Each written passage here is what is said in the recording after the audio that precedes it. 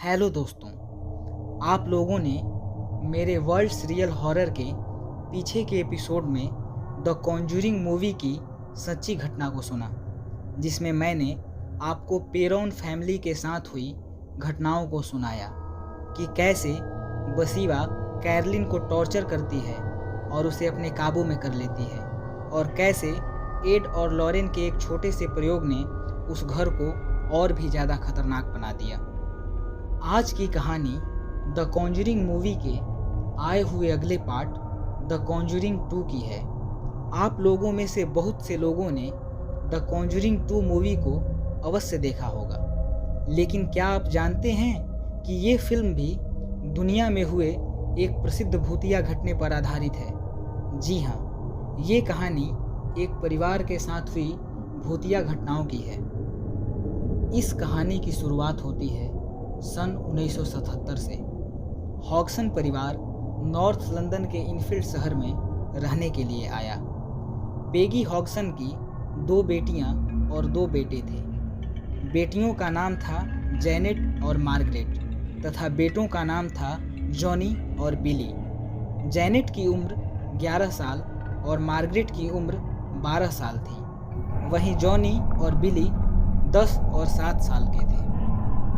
ये परिवार अपने इनफील्ड के घर में खुशी से रह रहा था, लेकिन 30 अगस्त 1977 की रात एक अजीब घटना घटी। जैनेट को लगा कि उसके भाइयों के बिस्तर के पास से कुछ अजीब सी आवाज़ें आ रही हैं। उसने आधी रात में जाकर अपनी माँ को जगाया और उसे ये बात बताई, लेकिन पेगी ने उसे ये कहकर सोने भेज दिया कि तुमने कोई सपना देखा होगा। अगली सुबह सब कुछ नॉर्मल ही रहा, लेकिन रात को वो आवाज़ें फिर से आनी शुरू हुई। इस बार ये आवाज़ें कुछ ज़्यादा ही तेज़ थीं। जैनेट ने फिर से जाकर पेगी को ये बात बताई। पेगी ने इस बार उसकी बात मान ली और उसके कमरे में ये पता करने के लिए आई कि ये आवाज़ें कहाँ से आ रही हैं। लेकिन जब पेगी और जैनेट उस कमरे में पहुंची तो वहाँ एक विचित्र दृश्य चल रहा था। उस कमरे में पड़ा ड्रॉवर अपने आप इधर उधर हिल रहा था और उसके टकराने से ही ये आवाज़ें आ रही थीं। जब पेगी ने उसे रोकना चाहा तो उस ड्रॉवर ने अचानक अपनी दिशा बदली और जाकर कमरे के दरवाजे पे लग गया ताकि कोई भी उस कमरे से बाहर न निकल सके। ये सब देखकर ऐसा लग रहा था मानो किसी ने उस ड्रॉवर में जान डाल दी हो। पेगी ने ये सब देखकर तुरंत पुलिस को फ़ोन लगाया। कुछ ही देर बाद पुलिस वहां आ पहुंची। पुलिस अभी वहां पहुंचकर उन लोगों से बात ही कर रही थी कि अचानक एक कुर्सी काफ़ी दूर तक फिसल कर गई। पुलिस को ये देखकर काफ़ी आश्चर्य हुआ। पुलिस ने उस कुर्सी की जांच की, लेकिन उन्हें वहां वायर या कोई अन्य चीज़ नहीं मिली जिससे ये पता चल सके कि ये कुर्सी कैसे फिसली। सारी घटनाओं का निरीक्षण करने के पश्चात पुलिस ने ये कहा कि चूंकि यहाँ कोई क्रिमिनल केस नहीं है, अतः हम इसमें आपकी कोई भी मदद नहीं कर सकते। धीरे धीरे ये बात फैलने लगी और वहाँ के एक स्थानीय अखबार में भी प्रकाशित हुई। मॉरिस ग्रो, जो कि एक सुपरनेचुरल इवेंट के एक इन्वेस्टिगेटर थे, जब ये बात उनको पता चली तो उन्होंने लियोन प्लेफेयर के साथ मिलकर इस केस का अध्ययन करना शुरू किया। इतना ही नहीं, धीरे धीरे ये बातें इतनी फैल गईं कि कई साइकोलॉजिस्ट जैसे जॉन वेलॉक, अतीना जॉर्जिया भी इस केस की तहकीकात में लग गए। अगर आप मूवी को देखेंगे तो पाएंगे कि मूवी में एड और लॉरेन की भूमिका इस केस में काफ़ी अहम रही है, मगर हकीकत में इनका इस केस में ना के बराबर योगदान था, बल्कि वॉरेंस बिना किसी सूचना के इस केस को देखने के लिए आए और एक ही दिन रुककर वापस चले गए। इन तहकीकातों के दौरान कई अजीब घटनाएं हुईं, जैसे घर में किसी के चीखने की आवाज़ आना, सामानों का हवा में इधर उधर होना, फर्नीचर्स का जगह बदल जाना, बच्चों का भी हवा में उड़ने लगना। कई बार तो अचानक ही आग लग जाती या किचन में नल अपने आप ही चलने लगता था। परिवार के लोगों का तो यहाँ तक कहना था कि उन्हें दिन में भी किसी के आसपास होने का एहसास होता है।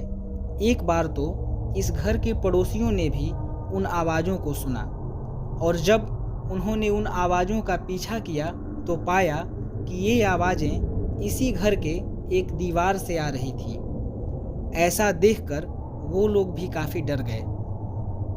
हालांकि इस घर के सभी लोगों को यहाँ उपस्थित शैतानी शक्तियों का एहसास होता था, मगर जैनेट पर इन शक्तियों का प्रभाव काफ़ी ज़्यादा था। एक बार मॉरिस ने जैनेट को चिल्लाते हुए सुना और जब वो उसके कमरे में गए तो उन्होंने देखा कि जैनेट एक कुर्सी पर बैठी है और वो कुर्सी हवा में एक कोने से दूसरे कोने तक उड़ रही है। कई बार तो जैनेट को ड्रेसर के ऊपर अजीब से डरावने पोजीशन में सोते हुए पाया गया। घर में रह रहे लोगों ने बताया कि ये समस्याएं तब से शुरू हुई जब जैनेट और मार्गरेट ने ओइजा बोर्ड से खेलना शुरू किया। आपकी जानकारी के लिए बता दें कि ओइजा बोर्ड का उपयोग आत्माओं से संपर्क स्थापित करने के लिए किया जाता है। धीरे धीरे ये शैतानी आवाज़ें जैनेट के अंदर से आने लगीं। वो तरह तरह की आवाज़ों में बोलने लगी।